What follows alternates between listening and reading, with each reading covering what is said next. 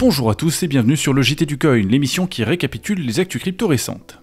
Cette semaine, vous en avez peut-être entendu parler ailleurs, la Chine et les États-Unis sont parvenus à un accord qui va durer quelques mois, durant lesquels les droits de douane démentiels entre les deux pays seront mis en pause quelque temps.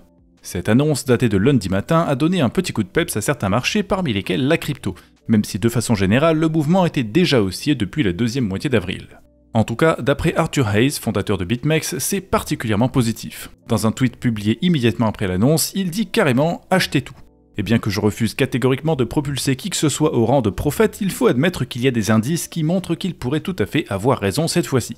Par exemple, la capitalisation de l'USDT a récemment dépassé les 150 milliards de dollars, malgré son interdiction sur toutes les plateformes européennes certifiées MiCA. Et de manière plus générale, on peut voir que la capitalisation totale des monnaies stables est en constante augmentation, avec un plus 4% depuis la mi-avril et une valeur actuelle de presque 244 milliards de dollars. Or, l'USDT et les monnaies stables en général sont aujourd'hui des instruments essentiels au développement de la crypto. L'augmentation de leur capitalisation représente généralement de façon indirecte l'arrivée sur le marché d'autant de liquidités, ce qui a historiquement précédé l'augmentation des prix des cryptos. Bien sûr, il faut garder à l'esprit que rien n'est garanti et que nous ne sommes pas à l'abri d'un quelconque événement qui perturbe les marchés ou d'une simple fluctuation à la baisse qui arrive par hasard. Tout ce que ça indique, c'est qu'a priori, sur le moyen terme, nous aurons probablement la chance de voir les prix monter. Et sur le sujet des monnaies stables, cette semaine il était aussi question de législation, puisqu'aux États-Unis, le Genius Act fera apparemment l'objet d'un vote en début de semaine prochaine. Ce projet de loi qui vise à créer un cadre réglementaire pour les monnaies stables a été longuement débattu au Congrès et au Sénat états-unien depuis quelque temps. Les négociations entre les groupes politiques ont été difficiles et un vote ayant eu lieu sur une version précédente du projet de loi avait échoué. Par conséquent, Brian Armstrong, le PDG de Coinbase, était notamment allé discuter avec les députés américains ce jeudi. Et le même jour, le sénateur John Thune a demandé la tenue d'un nouveau vote sur une version améliorée du projet de loi. Le vote en question sera donc tenu la semaine prochaine et nous saurons à ce moment si les États-Unis seront enfin dotés de règles claires et précises sur le sujet. Quant à Brian Armstrong, cette semaine il n'a pas seulement discuté avec le Congrès états-unien, il a aussi dû passer pas mal de temps à éteindre un incendie métaphorique après que sa plateforme ait subi un vol de données et une demande de rançon en plus du lancement d'une nouvelle enquête de la SEC. Car jeudi, le New York Times a publié 7 articles, et pour une fois l'enquête de la SEC semble parfaitement légitime. En effet, il est question cette fois-ci du chiffre de 100 millions d'utilisateurs vérifiés que Coinbase avait autrefois l'habitude d'insérer dans ses publicités. Ce nombre d'utilisateurs vérifiés, qui était également mentionné dans des documents officiels comme le formulaire utilisé pour l'introduction en bourse de Coinbase, n'a plus été communiqué au public depuis un peu plus de 2 ans. Et il faut l'admettre, ça peut paraître un peu suspect, surtout quand on sait qu'une surévaluation des utilisateurs vérifiés pourrait servir à manipuler les marchés, donc la SEC a lancé son enquête. Et comme je l'ai mentionné juste avant, pas de chance pour Coinbase, cette polémique est arrivée la même semaine qu'un vol de données assez embêtant. Il l'est d'autant plus qu'on sait désormais que Kraken et Binance ont subi le même type d'attaque au même moment et qu'ils ne se sont pas fait avoir. Apparemment, les criminels responsables auraient soudoyé des agents du support client de Coinbase à l'étranger pour obtenir un accès aux informations de certains clients. En l'occurrence, il s'agit seulement de ce à quoi le support client peut avoir accès, c'est-à-dire l'identité, l'adresse, etc., mais pas les mots de passe ou les clés privées. Une fois les données obtenues, les criminels ont fait parvenir à Coinbase une demande de rançon de 20 millions de dollars en menaçant de publier ces informations si Coinbase ne paie pas. La réponse a été immédiate, Coinbase a refusé de payer et offert une récompense de 20 millions de dollars pour toute information permettant d'arrêter les responsables, en plus d'avoir promis de rembourser tous les clients qui auraient été arnaqués à cause de cette fuite d'informations.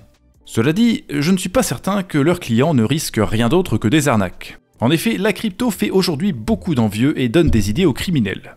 Il y a quelques mois, c'était David Ballan de Ledger qui se faisait kidnapper et qui est revenu avec un doigt en moins. Il y a 2 semaines, c'était le patron d'une société crypto qui se faisait embarquer dans un fourgon UPS en plein milieu du 14e arrondissement de Paris. Et ce mardi, c'était la fille d'un PDG de société crypto qui a subi dans le 11e une tentative d'enlèvement ratée filmée par les habitants de la rue. Cette accumulation a mené notre ministre de l'Intérieur à se saisir de l'affaire. Vendredi matin, Bruno Retailleau a donc discuté avec plusieurs acteurs de l'industrie crypto française pour soi-disant travailler à leur sécurité et, je cite, qu'ils soient conscients aussi des risques. Comme si c'était normal que ces risques existent en France. D'après Éric Larchevêque, fondateur de Ledger qui s'est exprimé juste après sur RTL, il a demandé à avoir le droit de détenir des armes de catégorie D et aussi de catégorie B. Personnellement, je préférais que les criminels condamnés restent en prison au lieu d'être relâchés des dizaines de fois d'affilée comme on le voit si souvent.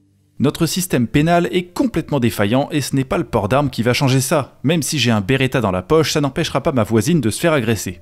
Le port d'armes, c'est une solution au problème de la sécurité qui fait reposer le coût et la responsabilité de la sécurité sur les individus au lieu de la société dans son ensemble, et ça n'est pas forcément rentable pour les individus, surtout lorsqu'ils ont du mal à se défendre, même avec une arme, comme par exemple lorsqu'il s'agit de personnes particulièrement âgées. Cela dit, nous sommes aujourd'hui à la fois désarmés et dans une société un peu trop violente pour l'être. Alors, en attendant un futur utopique dans lequel tout le monde est en sécurité, il paraît légitime de permettre aux citoyens de se défendre avec autre chose que la menace d'appeler le 17. Heureusement, tout n'est pas noir cette semaine et malgré leur manque de moyens, nos forces de l'ordre font quand même tout ce qui est en leur pouvoir pour protéger les citoyens français. D'après le Parisien, en janvier de cette année, les policiers de la BRI de Dijon ont déjoué un projet d'enlèvement d'un conseiller fiscaliste qui détenait suffisamment de crypto-monnaies pour donner des idées à quelques criminels du coin. Et puis, même à l'étranger, les criminels ne gagnent pas toujours. Cette semaine, Europol a annoncé la conclusion de l'opération Karasu. Le 14 janvier, différents raids simultanés ont mené à l'arrestation d'un groupe de 17 individus essentiellement situés en Espagne et la saisie de divers actifs d'une valeur de 4,5 millions d'euros, parmi lesquels des armes, de l'argent liquide, des comptes bancaires et aussi 180 000 euros de crypto. D'origine chinoise et syrienne, les membres de ce groupe pratiquaient essentiellement le blanchiment d'argent pour des criminels soit arabophones, soit chinois. Et les criminels chinois ont d'ailleurs également souffert cette semaine un énorme revers à cause de Telegram qui a clôturé des milliers de comptes liés à Sinbi Guarantee et Huiwan Guarantee.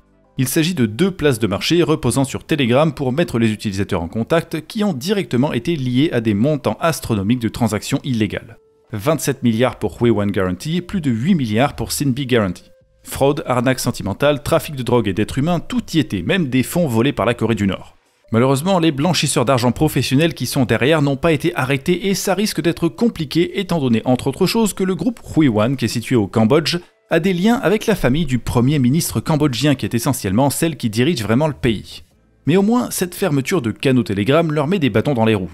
Et maintenant, comme c'est terminé pour les actus de la semaine, je vais vous recommander un canal qui ne sera jamais fermé par Telegram. C'est le canal d'infos en temps réel du Journal du Coin qui est accessible en cliquant sur le lien dans la description de la vidéo.